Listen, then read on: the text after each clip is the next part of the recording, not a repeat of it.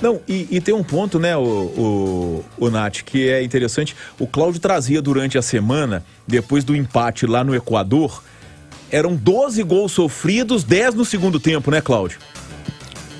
A maioria no segundo tempo. Agora, essa conta vai a 14 e 12 na segunda etapa. É realmente interessante como que, eu destaquei isso no Rádio Sport, como que o Atlético do ano passado do Cuca ficou marcado como o time que conseguia mudar os jogos na etapa final, né? O Atlético venceu várias e várias partidas no segundo tempo e, de repente, agora ele vive uma situação totalmente contrária, né? O segundo tempo do Atlético tem sido problemático e até as mexidas no time não têm surtido o mesmo efeito que, de repente, surtiam quando o Cuca era o comandante desse grupo, que é praticamente o mesmo do ano passado. Isso, ô Simões. Boa noite também para o Cláudio. Esse panorama vai muito de encontro ao que eu tenho pensado a respeito do que aconteceu ontem na Serrinha. É que eu acredito que está havendo uma mudança de postura do Atlético durante as partidas, principalmente no segundo tempo. E isso passa por algumas mudanças, como no caso de ontem, passa pelas mudanças que o técnico turco Mohamed fez. Eu acredito que a responsabilidade pelo empate tem que ser dividida, sim, com os atletas em campo, porque geralmente times que vêm de sequência de empate são times que têm dificuldade de criação. O Atlético não tem esse problema, né? O Atlético é um time que cria muito, tem muito volume de jogo, mas tem pecado nas finalizações, que é algo que, inclusive, o técnico chamou a atenção.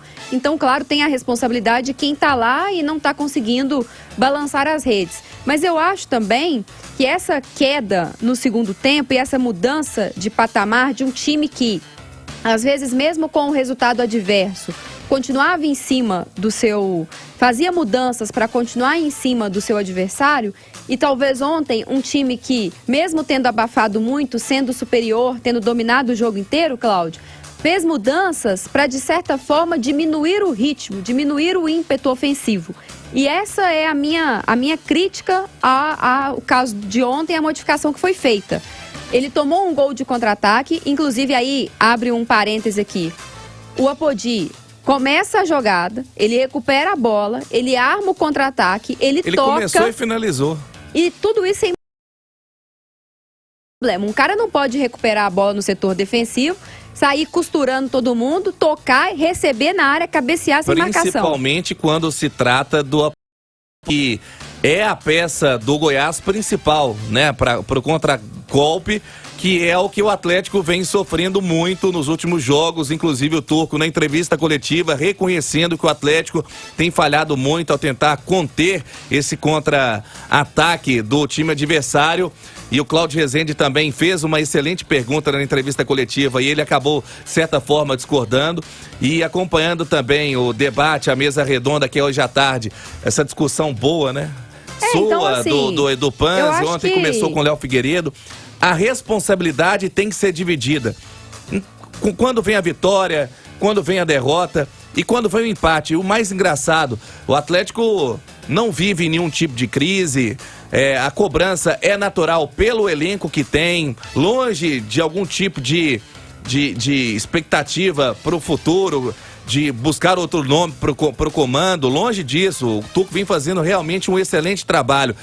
Mas é um sinal de alerta que tem que ser ligado. E o interessante é que foi empate. O Atlético teve uma sequência de empates, mas o contexto é que pesou. Talvez não o resultado, mas o contexto. Eu acho que são erros que precisam ser corrigidos. São erros que não indicam que há uma crise no Atlético, que o trabalho do Turco é horrível. Pelo contrário, o Turco tem números extremamente positivos, números que dão a ele, eu acho que deveriam dar a ele, no caso, né, do torcedor para com o treinador, um voto de confiança, mas são erros que têm acontecido. O Atlético esteve em vantagem no placar nos últimos 3 jogos e cedeu o empate. Foi assim com o Curitiba, foi assim com o Del Valle, foi assim com o Goiás. Cada um desses jogos teve histórias diferentes, né?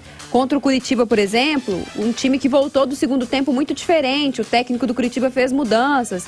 Tinha um atacante num dia, numa noite muito inspirada. Mas, enfim, é o Atlético com dificuldade de fazer o resultado e manter este resultado até o final. E eu acho que isso passa por uma oscilação da postura do time, que já não é aquele Atlético que amassa e que tem aquele ímpeto ofensivo o tempo todo. O Atlético do ano passado, mesmo quando estava em desvantagem no placar, você podia confiar que ele ia pra cima. Né? Ele ia pra cima. Em algum momento ele ia fazer um gol, ele ia pra cima.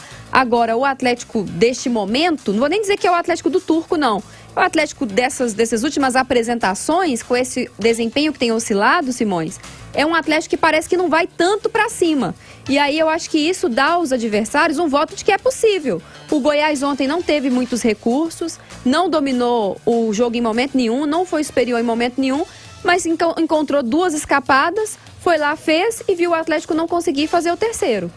A posse de bola do Atlético bateu 70%. E não é só isso. Eu acho que a grande diferença que eu vejo desse time do Atlético pro do ano passado, aí é o ponto que é o grande desafio do Turco realmente, é que o time do Atlético do ano passado era um time muito equilibrado. Tá? O Carlos Alberto Parreira, ali nos anos 90, antes do Tetra, ele decidiu o futebol com uma palavra, falou que é o equilíbrio. Chegou até a ser muito criticado, mas o equilíbrio ele é fundamental em todo o esporte coletivo. Tá? O equilíbrio que o Cuca alcançou com o Atlético era um time que dificilmente era vazado. Jogando em casa, então, né? Tanto que ostenta uma invencibilidade aí de mais de 30 jogos como mandante, somando todas as competições, né? Da temporada passada com essa temporada. A última derrota foi pro Fortaleza, na primeira rodada do Brasileirão do ano passado. Tá? O que acontece é que o time perdeu um pouco, apesar de ter as mesmas peças, ele perdeu um pouco essa condição que ele tinha com o Cuca de uma defesa extremamente sólida, extremamente forte. Né? Então, esse é o ponto. Tá? Eu vejo o Tuco tentando um time até mais intenso, então é complicado, não é fácil. O Atlético é o time a ser batido no futebol brasileiro, todo mundo se prepara muito para enfrentar o Galo, tem muita motivação também, qualquer resultado alcançado em cima do Atlético, ele repercute, mas, de toda forma, a gente não pode encarar como normal um time com o investimento que o Atlético tem, vir de uma sequência de empates. O Atlético não perdeu, não foi derrotado, mas vir de uma sequência de empates. Como foi, né? E diante de adversários de um nível técnico muito inferior. Empatar com o Palmeiras, com o Flamengo... É buscar um ponto. Perdeu 2 pontos. Isso, né? Empatar com o Corinthians, seja aqui ou seja lá. Se tivesse empatado com o Internacional na primeira rodada, embora o Internacional vivesse uma crise, mas é uma coisa. São times que têm um poderio técnico maior. Mas o Atlético vem de uma sequência de empates contra equipes de um nível técnico muito inferior. E além dessa questão do nível técnico, Simões, pensando agora com a cabeça do campeonato, são pontos contra times que não disputam os mesmos objetivos que o Atlético. Ele não está deixando pontos para adversários que lá na frente vão estar disputando o título com ele, que é o Palmeiras, que é o Flamengo, que é um Corinthians, que são times que você fala, não, tudo bem, o empate fora de casa, são times que estão ali, têm uma qualidade técnica mais ou menos equiparada. Agora, o Curitiba, o Goiás, são times que vão brigar na parte intermediária para baixo da tabela. E aí é a preocupação. Acho que não há motivo para desespero, mas inegavelmente são pontos que vão fazer falta. É o alerta no momento certo, os 3 pontos de agora valem os mesmos do final do campeonato. O Atlético agora tem, inclusive, uma boa sequência, 2 jogos dentro de casa, apesar que um deles é o clássico contra o América, depois tem o Atlético Goianiense, mas agora foco na Copa Libertadores e pelo que